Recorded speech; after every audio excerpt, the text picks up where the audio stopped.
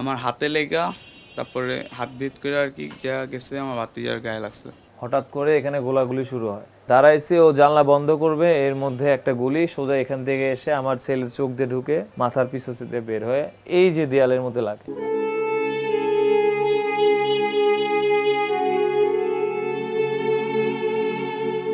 বই, প্লাস্টিকের খেলনা আর ঘরের মেঝেতে ছোপ ছোপ রক্তের দাগ। সাকিবুর রহমানের কাছে তার একমাত্র সন্তান সামিরের শেষ অস্তিত্ব বলতে এইটুকুই।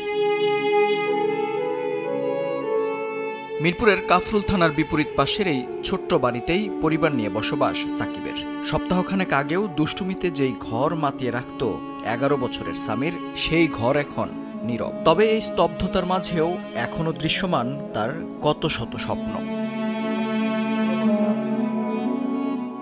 খেলাধুলা করতে খুব পছন্দ করতো। ও একবার বলছিল, বাবা আমি ফুটবলার হব। আমি বলেছিলাম যে বাবা, আমাদের দেশে তো আসলে ফুটবলটা ওভাবে প্রচলন আছে, বাট ভবিষ্যৎটা কত, তুই অন্য কিছু শিখ। কিন্তু বললো যে না বাবা, আমি যত কষ্ট হোক আমি ফুটবলার হব। তা আমি বললাম ঠিক আছে, আমার যত কষ্টই হোক না কেন আমি তোকে ফুটবলার বানাবো।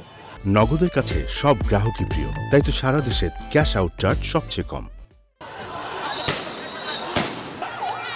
গত 19 জুলাই কোটা সংস্কারের দাবিতে আন্দোলন চলাকালে মিরপুরের কাফরুল থানার সামনে সড়কে আইনশৃঙ্খলা রক্ষাকারী বাহিনীর সঙ্গে আন্দোলনকারীদের সংঘর্ষ হয়। এ সময় পুলিশের ছোড়া কাঁদানে গ্যাসের ধোঁয়া ঢুকছিল সামিরের ঘরে। জানালা বন্ধ করতে গেলে এ সময় বাইরে থেকে আসা একটি গুলি ওলটপালট করে দেয় সাকিবের সংসার। গুলিটি 11 বছরের সামিরের চোখ দিয়ে মাথার খুলি বেদ করে বেরিয়ে যায়। সঙ্গে ছিল তার চাচা মশিউর রহমান, তার কাঁধেও লাগে সেই বুলেটটি। এই জানলায় দাঁড়াইছিলাম আমি, তখন গুলিটা আসছে, নিচ থেকে আসছে না উপর থেকে আসছে সেটা ঠিকমতো জানি না আমি। তো আমার হাতে লেগা তারপরে হাত ভেদ করে আর কি যা গেছে আমার ভাতিজার গায়ে লাগছে। তো তার চোখ দিয়ে ঢুকে মাথা ভিজতে গেছে। তাৎক্ষণিক হাসপাতালে নিলে শিশু সামিরকে মৃত ঘোষণা করেন চিকিৎসক। ঘটনা এখানেই শেষ নয়। সাকিবের অভিযোগ, তাকে ডেকে নেওয়া হয় কাফরুল থানায়। ছেলের এমন নির্মম মৃত্যুতে তার কোনো অভিযোগ নেই, এমন একটি চিঠিতে স্বাক্ষর নিয়ে ছেড়ে দেওয়া হয় তাকে।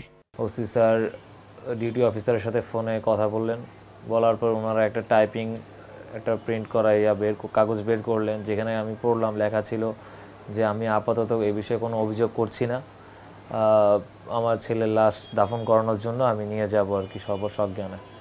এই মর্মে আমি স্বাক্ষর দিচ্ছি। আমি আমার ছেলের লাশ আমার কাঁধে নিছি এই বয়সে।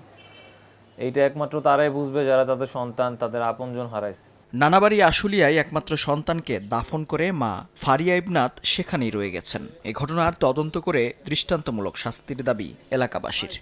নগদের কাছে সব গ্রাহকই প্রিয়, তাই তো সারা দেশে ক্যাশ আউট চার্জ সবচেয়ে কম।